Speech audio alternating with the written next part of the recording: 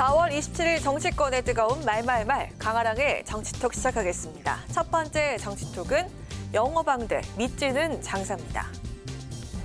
미국에 뭘 팔겠다, 미국은 또 사겠다. 네. 이런 지금 구도가 생겼어요. 대한민국 윤석열 대통령을 제1호 영업사원 이런데 저는 이건 이제 영업왕의 칭호까지 저는 줘야 되겠다. 이렇게 세일즈 외교를 잘하는 대통령이기 때문에 저는 박수를 치고 싶다. 이런 이제 생각이고.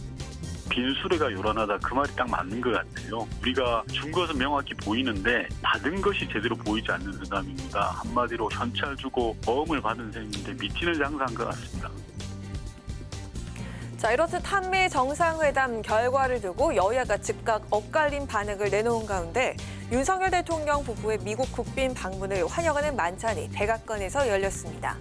윤 대통령은 우리의 강철 같은 동맹을 위하여라며 건배를 제의하기도 했는데요. 특히 할리우드 배우 엔젤리나 졸리와 연세대학교에서 대학 생활을 한 장남 매덕스를 비롯해서 미국 메이저리그 LA 다저스에서 활약한 한국인 최초 메이저리거인 박찬호 선수 부부 등이 참석해서 만찬을 즐겼습니다. 만찬 뒤 윤 대통령은 바이든 대통령으로부터 돈 맥클린의 친필 사인이 담긴 기타를 선물 받기도 했는데요. 앞서 전날 윤 대통령 부부는 자개가 장식된 달 항아리와 은으로 만든 자리끼, 보석에 장식된 족두리를 선물로 건넸고요. 바이든 대통령 부부는 탁자와 화병 등을 건네기도 했었죠. 의전과 한대를 대가로 철저히 국익과 실리를 내준 회담이 된 셈입니다. 국민은 이런 퍼주기 외교를 대체 얼마나 더 용인해야 하는지 묻고 있습니다.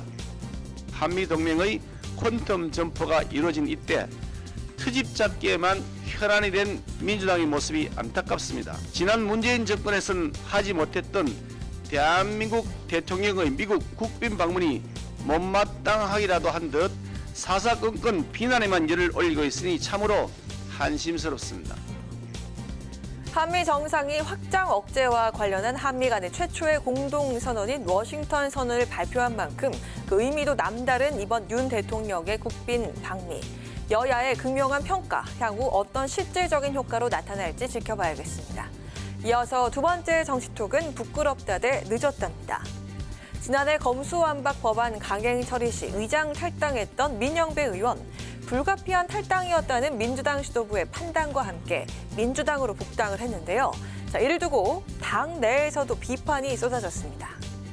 당이 가져야 될 반성적이고 성찰적인 태도라는 건 분명히 있어야 되는 거고 결과적으로는 사실 꼼수였던 거는 맞는 거고 좀 개인적으로는 정말 부끄럽습니다. 지도부가 그 점에 대해서 인정할 건 인정하고 사과하고 지도부가 좀 정정당당하게 이거를 정면으로 책임 있는 정당, 집권 3번 해봤던 정당답게 했어야 되는데 그 점이 좀 불만입니다. 이처럼 비명계를 중심으로 부끄럽다는 반성과 함께 성찰을 촉구하는 목소리가 터져나왔습니다. 그렇다면 친명계는 민영배 의원의 복당을 어떻게 바라보고 있을까요?